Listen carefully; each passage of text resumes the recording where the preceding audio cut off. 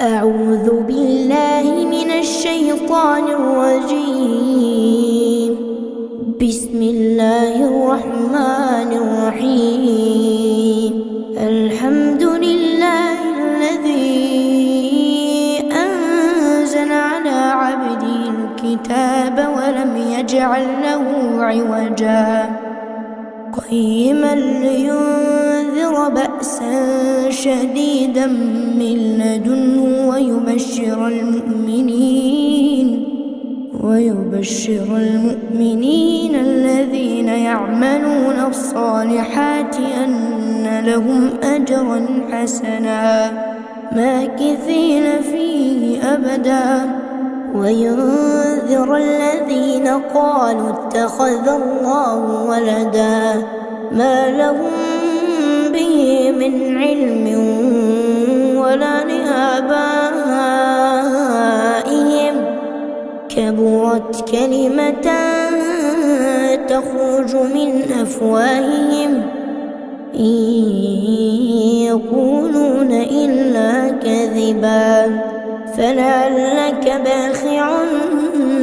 نفسك على آثارهم إن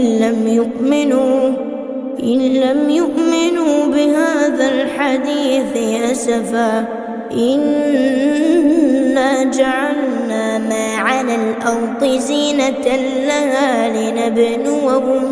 لنبلوهم أيهم أحسن عملا وإنا لجاعلون ما عليها صعيدا جرزا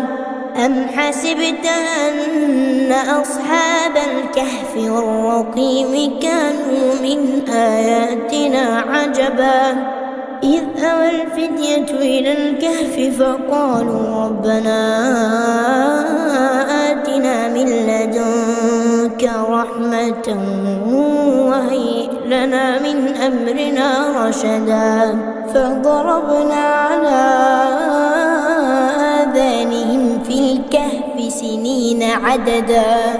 ثم بعثناهم لنعلم أي الحزبين أحصى لما لبثوا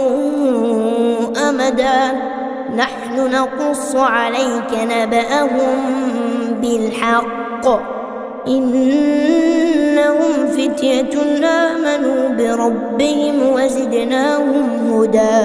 وربطنا على قلوبهم إذ قاموا فقالوا ربنا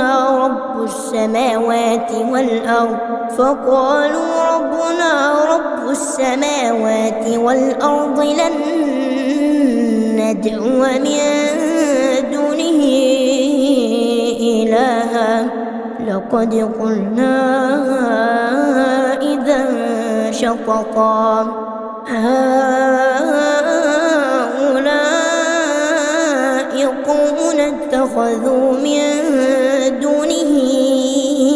آلهة لولا يأتون عليهم بسلطان بين فمن أظلم ممن افترى على الله كذبا.